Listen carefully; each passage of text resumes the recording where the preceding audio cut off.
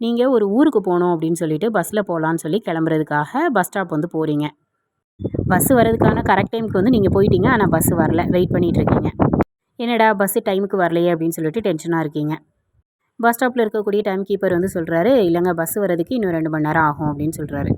காத்திருக்கிறதுக்கு பொறுமைங்கிறது ரொம்ப அவசியம் இல்லையா? இப்போ உங்களுக்கு 2 மணி நேரம் டைம் இருக்குது. அந்த 2 மணி நேரம் டைமில் நீங்கள் பொறுமையாக வந்து பஸ் ஸ்டாண்ட்லேயே தூங்கலாம். அங்கே இருக்கக்கூடிய டைம் கீப்பர்கிட்ட வந்து சொல்லிவிட்டு, இந்த மாதிரி பஸ் வந்தால் எனக்கு இன்ஃபார்ம் பண்ணுங்கள் அப்படின்னு சொல்லிவிட்டு நீங்கள் தூங்குறதோ இல்லை வேறு ஏதாவது ஒர்க் பண்ணுறதோ கூட பண்ணிகிட்ருக்கலாம். டைம் கீப்பர் சொல்கிறாங்க, அங்கேயே வந்துட்டு உங்களுக்கு அனௌன்ஸ் பண்ணுவாங்க, நாங்கள் சொல்லணும்னு கூட அவசியம் இல்லை அப்படின்னு சொல்லுவாங்க. இப்போது அந்த 2 மணி நேரத்தில் பஸ் வந்துடும் அப்படின்னு சொல்கிறாங்க இல்லையா? அந்த 2 மணி நேரம் பொறுமையாக அவங்களால வெயிட் பண்ண முடியுமா? வெயிட் பண்ணி தான் ஆகணும் அப்படிங்கிறதுனால நம்ம வெயிட் பண்ணுவோம். ஆனால் ஒரு பதட்டம் அப்படிங்கிறது நமக்குள்ளே இருந்துகிட்டே இருக்கும். ஆனால் அது டிலே ஆனதை நம்மளால் மாற்ற முடியாது இல்லையா? அது மாதிரி தாங்க நம்ம வாழ்க்கையிலையும் சில விஷயங்கள் நடக்கிறதுக்கு காலம் வந்து தள்ளி போயிருக்கு. இதுக்காக நம்ம வந்து பதட்டப்படக்கூடாது.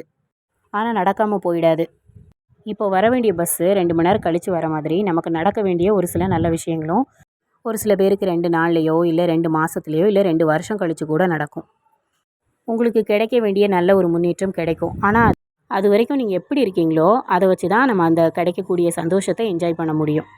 பஸ்ஸு வரதுக்கு டிலே ஆகக்கூடிய அந்த 2 மணி நேரத்தில் நம்ம அங்கே ஓடுறது இங்கே ஓடுறது, அங்கே போய் விசாரிக்கிறது இங்கே போய் விசாரிக்கிறதுன்னு சொல்லி ஒரே இதாக டயர்ட் ஆயிரும் இல்லையா? டயர்ட் ஆகிட்டோம் அப்படின்னா அந்த ஜேர்னியை என்ஜாய் பண்ண முடியாமல் போயிடும். அதே மாதிரி தாங்க நம்ம வாழ்க்கையிலையுமே நமக்கான காலம் வரும் வரைக்கும் பதட்டம் அடையாமல் காத்திருப்போம்.